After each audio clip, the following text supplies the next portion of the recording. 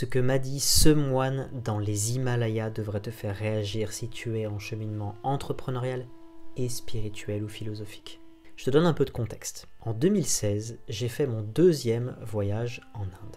Je ne suis pas encore vraiment entrepreneur. J'ai commencé à donner des conférences depuis 2013 sur la sagesse millénaire de l'Inde. Bref, je suis à fond dans la spiritualité et je pars carrément 5 mois, sac à dos, prendre les bus, les trains avec les hindous et terminer aux sources du Gange, faire le pèlerinage sacré au pied d'un des plus grands glaciers les plus sacrés pour les hindous, la source Gangotri, et on est accueilli dans un monastère.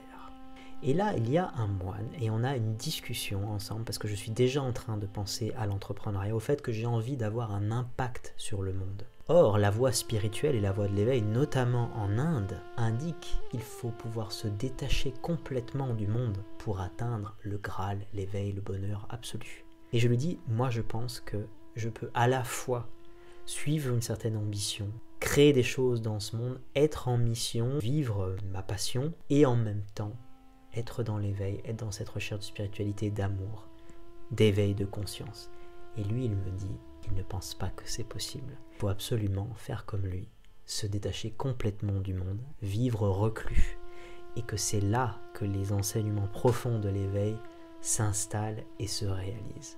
Encore aujourd'hui, je ne suis pas d'accord avec lui, et je serais curieux de savoir ce que tu en penses. Mais après 8 années maintenant d'entrepreneuriat, eh bien, je remarque qu'en effet, il est difficile de tenir une discipline spirituelle, un bien-être, juste de méditer, de savoir me détacher justement de tout ce qui peut me prendre dans ma vie quotidienne, de mes ambitions, de mes désirs, pour être plus dans la légèreté, parce que je pense sincèrement que l'éveil, c'est en effet plus de se relâcher de certaines choses plutôt que d'atteindre quelque chose en plus. Et en même temps, de l'autre côté, le problème de la spiritualité pour moi, c'est de croire qu'il faille complètement se retirer du monde et donc pour moi fuir le monde pour pouvoir s'éveiller.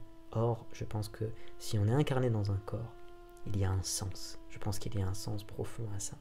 Et je pense que l'entrepreneuriat est une des voies royales du développement personnel et spirituel parce que c'est très challenging justement d'être sur la ligne entre désir et détachement, entre matière et esprit.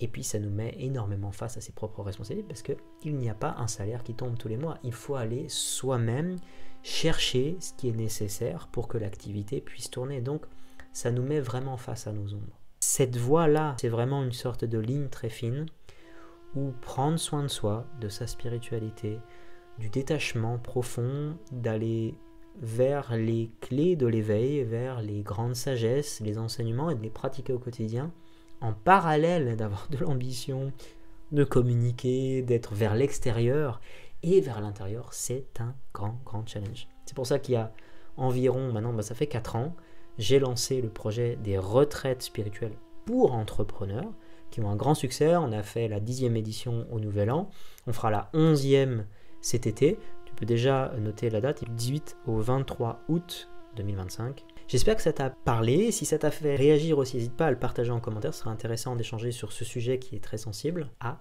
très bientôt.